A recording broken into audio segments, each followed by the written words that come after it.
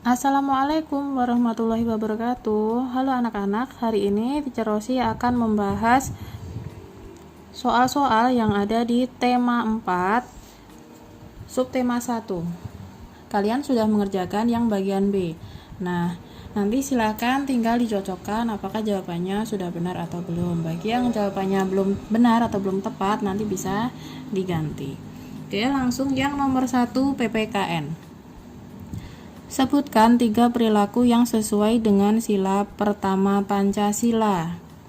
Yaitu, sesuai sila Pancasila pertama adalah melaksanakan ibadah,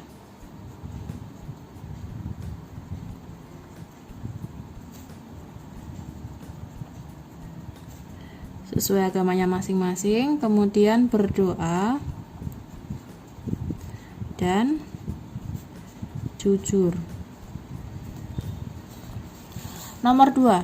Bagaimana sikapmu jika ada temanmu yang mencontek jawabanmu? Nah, sikapnya adalah menasihati supaya tidak mencontek.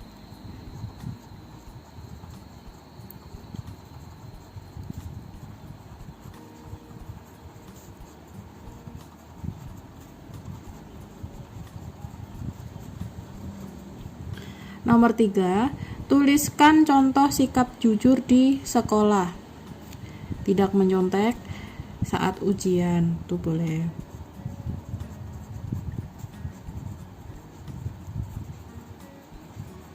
Kalau contoh boleh yang lainnya ya, misalkan sikap jujur tidak mencuri, atau ketika kamu meminjam harus izin dulu, seperti itu.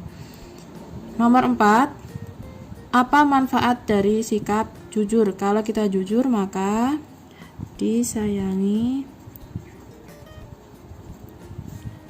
orang lain. Kemudian juga dapat pahala dan terhindar dari masalah.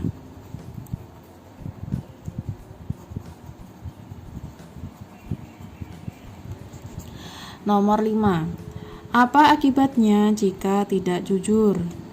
Kebalikannya dari manfaat jujur, berarti tidak disayangi orang lain.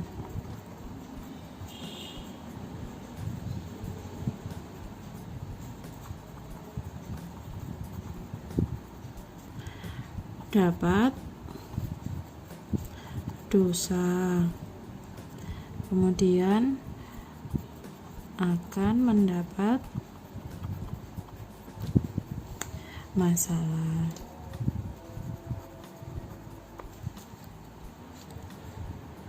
Bahasa Indonesia nomor 1, bagian C. Apa saja yang dapat kita ulas dalam sebuah cerita? Yang dapat kita ulas adalah judul buku, kemudian inti cerita, kemudian manfaat membaca buku. Diulas itu maksudnya dibicarakan, seperti itu ya. Manfaat buku tersebut, kemudian dapat juga membicarakan atau mengulas kelebihan dan kekurangan buku.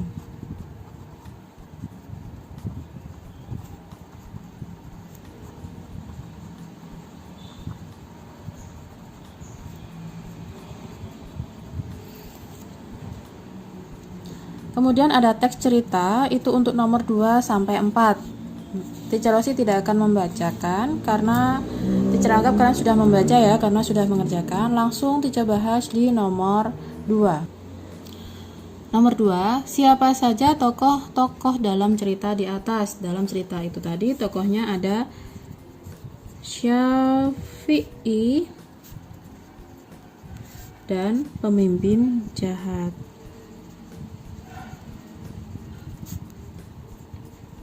Yang akhirnya bertaubat ya. Nomor 3, mengapa pemimpin penjahat itu gemetaran? Karena mendengar kejujurannya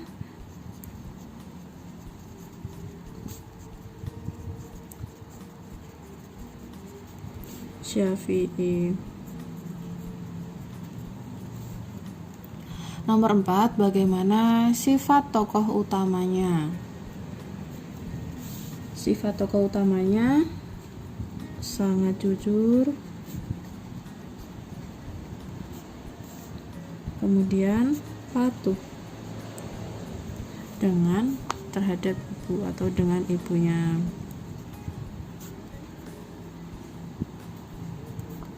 Nomor 5, apa hikmah yang bisa diambil dari cerita di atas? Kita bisa mencontoh kejujurannya,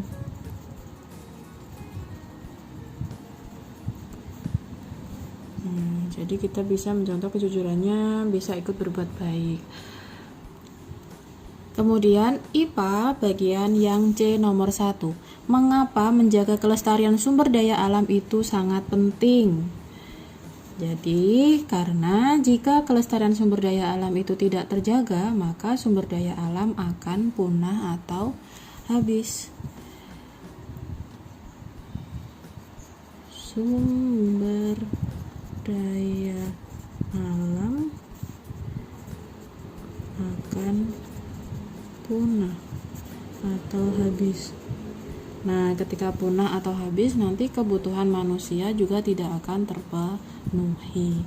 Kemudian nomor 2, bagaimana caranya agar ketersediaan air bersih itu bisa terjaga? Dengan melakukan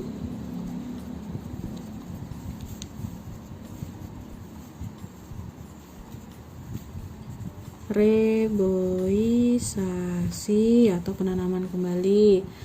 Kemudian biopori, membuat biopori atau lubang resapan. Kemudian dan hemat dalam penggunaan air.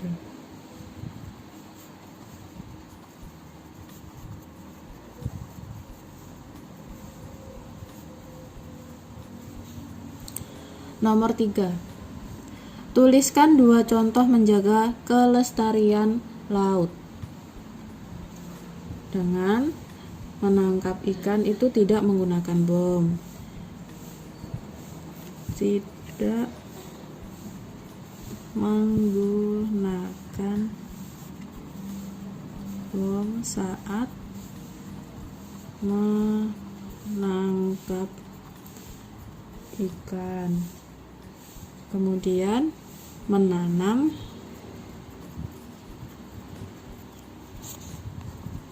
pohon bakau di sekitar pantai atau di pesisir pantai. Nomor 4, sebutkan 3 dampak pencemaran sungai bagi manusia. Yang pertama yaitu bisa memunculkan penyakit atau munculnya penyakit. Kemudian ikan mati. Tanaman di sekitarnya layu dan mati juga karena sungainya tercemar. Nomor 5, tuliskan 3 contoh usaha yang dapat dilakukan untuk menjaga sumber daya alam. Jadi ya, reboisasi,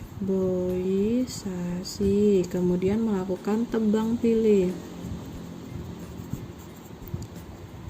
kemudian melakukan daur ulang sampah.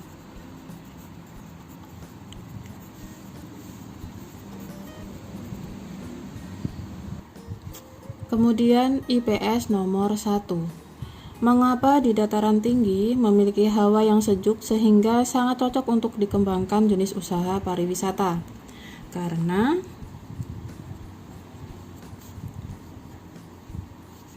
berada pada ketinggian dan banyak pohon. Nomor 2, sebutkan jenis pekerjaan yang terdapat dalam tahap distribusi. Nah, distribusi penyaluran berarti ada pedagang, kemudian jasa pengiriman barang.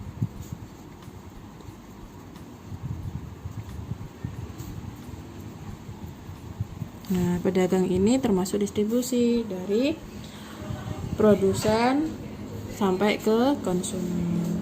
Nomor 3, mengapa transportasi merupakan bagian penting dalam memenuhi kebutuhan manusia? Karena transportasi yang membawa barang dari produsen ke konsumen.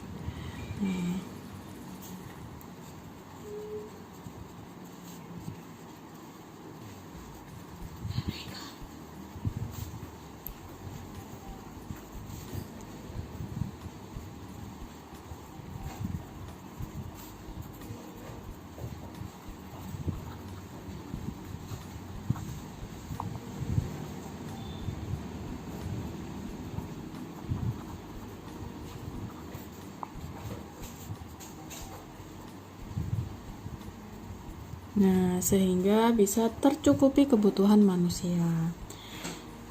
Nomor 4, sebutkan 3 jenis pekerjaan yang termasuk dalam produksi. Ada petani, kemudian ada peternak, dan pengrajin barang. Nomor 5, buatlah skema dan jelaskan proses produksi padi dari produksi sampai konsumsi. Nomor 5 itu misalkan dari petani, kemudian pedagang, kemudian konsumen.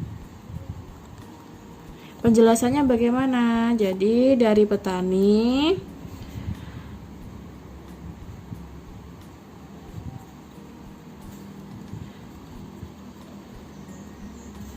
kemudian diambil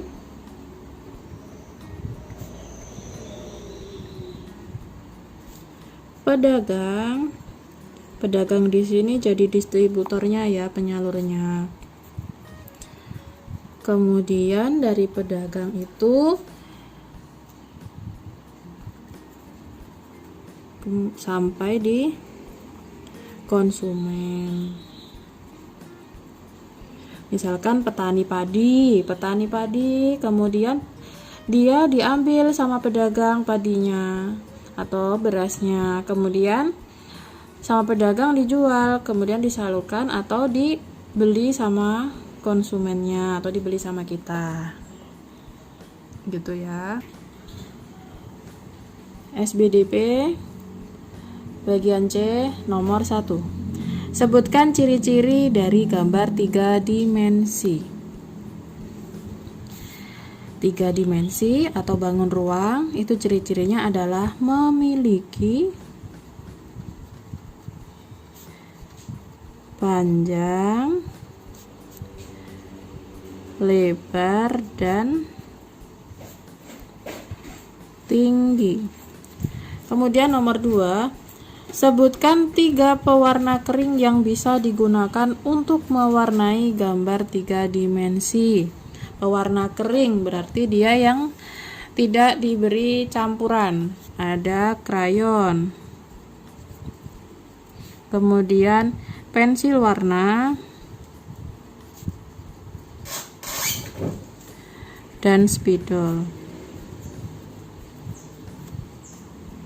Nomor 3, gambarlah bangunan 3 dimensi. Nah, di sini bangun 3 dimensi kalian diminta menyebutkan saja. Berarti disebutkan misalkan bangunan gedung, misalkan gedung bertingkat.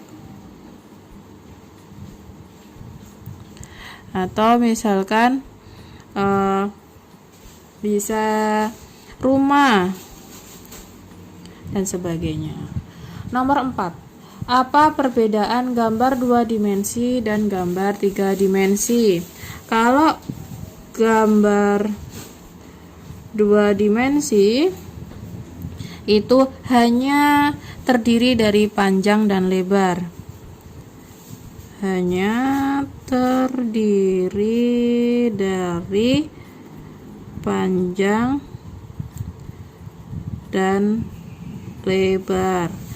Kalau gambar 3 dimensi itu memiliki panjang, lebar, dan tinggi. Terakhir, nomor 5, bagaimana cara mewarnai gambar 3 dimensi agar hasilnya itu bagus? Yaitu dengan cara pilih warna yang sesuai dengan gambar aslinya.